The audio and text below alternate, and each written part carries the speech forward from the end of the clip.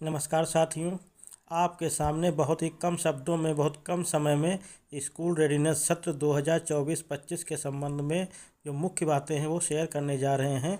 तो चलिए शुरू करते हैं। सबसे पहले आप स्क्रीन पे देख रहे होंगे कि ये शासनादेश 21 मार्च 2024 को पत्रांक संख्या 150 48 23 24 के द्वारा जारी हुआ है, जिसमें बताया गया है कि अकादमिक वर्ष 24-25 में विद्या प्रवेश और स्कूल रेडीनेस कार्यक्रम कक्षा में संचालित करने के विषय में। चलिए आगे बढ़ते हैं। तो साथियों, शासनादेश में बताया गया है कि सबसे पहले 1 अप्रैल से 15 अप्रैल तक कक्षा 1 में बच्चों का नामांकन करेंगे, अभिभावकों का अभिमुखीकरण एवं अन्य तैयारियां करेंगे।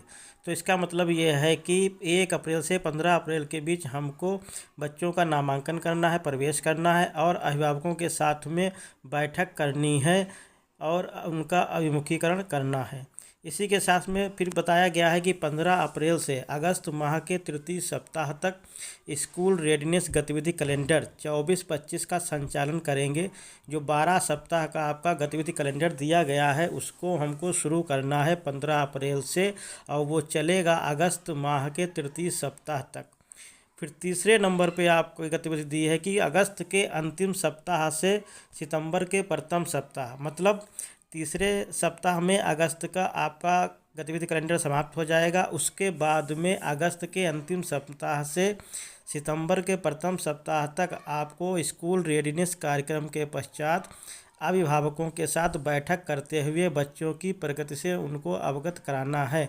इसका मतलब सीधा सा ये है कि जैसे गत वर्ष आपने एक पहले चहक की मीटिंग की थी अभिभावकों के साथ में, उसके बाद में गतिविधि कराने के बाद सप्ताह की आपने चहक की दूसरी मीटिंग की थी, ऐसे ही हमको इस वर्ष भी सबसे पहले 15 अप्रैल तक अभिभावकों के साथ में एक बैठक कर लेनी है और उसी के साथ में जो नए बच्चे आएंगे उनके साथ में हमको उनका पूर्व आकलन प्रपत्र जैसे भरते थे कि बच्चा कौन से स्वतंत्र रूप से कार्य कर लेता है, कौन सा हेल्प से करता है और कौन सा जो है नहीं कर पाता है, ये हमने आकलन प्रपत्र भरे थे पहले।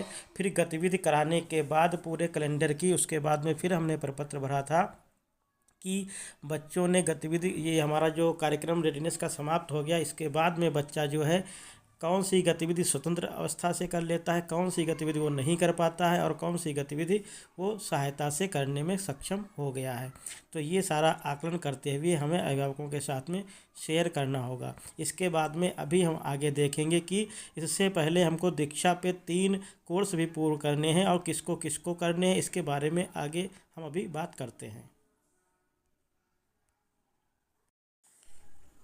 तो जैसा कि हमने अभी बताया आपको कि उससे पहले शिक्षकों को 3 कोर्स करने होंगे दीक्षा पे जो उपलब्ध हैं। तो इसमें सबसे पहले बताया गया है कि कोर्स नंबर 1 जो कि 20 मार्च से शुरू होकर 5 अप्रैल के मध्य हमको पूरा करना है। इसके बाद में कोर्स 2 व 3 जो 5 अप्रैल से 15 अप्रैल के मध्य हमको पूर्ण करने होंगे। ये कोर्स किसको किसको करने हैं, अनिवार्य करने हैं।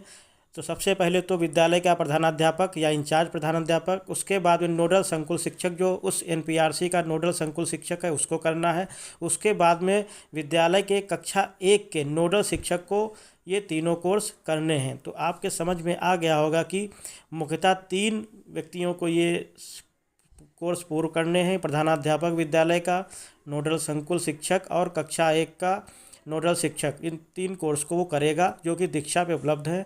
हमने यहाँ पे कोर्स का लिंक भी टाइप कर दिया है। अगर आप इसको दीक्षा पे या क्रोम पे टाइप करेंगे तो आपको ये पहला कोर्स मिल जाएगा और जो 2 और 3 कोर्स हैं ये 5 अप्रैल से लाइव होंगे दीक्षा पे।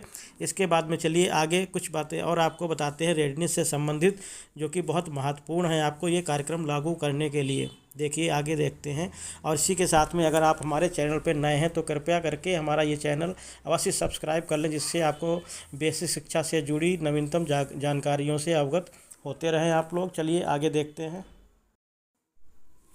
तो साथियों देखिए, जो हमने आपको मुख्य बातें वहाँ पे पॉइंट आउट की हैं वो सारी यहाँ पे शासनादेश में मेंशन की गई हैं, जो कि बहुत ज़्यादा विस्तार से हैं। तो हमने उसको मुख्य बिंदु आपको समझने के लिए तैयार किए हैं इतनी मेहनत करके। तो आप लोग हमें प्रोत्साहित ज़रूर करें, जिससे कि नई नई जानकारियाँ और बेसिक शिक्षा के साथ साथ शिक्षा जगत से जुड़ी अन्य जानकारियाँ आपके साथ शेयर करते रहें।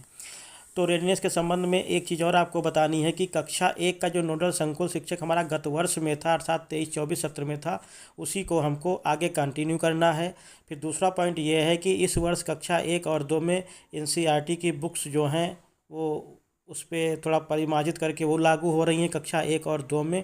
इसी के साथ में आपके साथ 12 सप्ताह गतिविधि कैलेंडर शेयर किया जा रहा है। जिस साथी के पास ना हो तो वो कमेंट बॉक्स में लिख देगा, हमसे प्राप्त कर सकता है।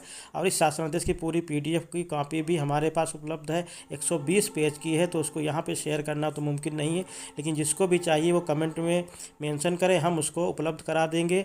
गतिविधि कैलेंडर भी इसमें हमारे पास है, वो भी आपको उपलब्ध करा देंगे। तो इसी के साथ में सभी शिक्षक साथियों को नए सत्र की हार्दिक शुभकामनाएं। उम्मीद है कि हम लोग साथ में मिलकर ऐसे ही काम करते रहेंगे और अपने प्रदेश को निपुण प्रदेश और विद्यालय को निपुण विद्यालय बनाते हुए आगे बढ़ेंगे। बहुत बहुत धन्यवाद साथियों।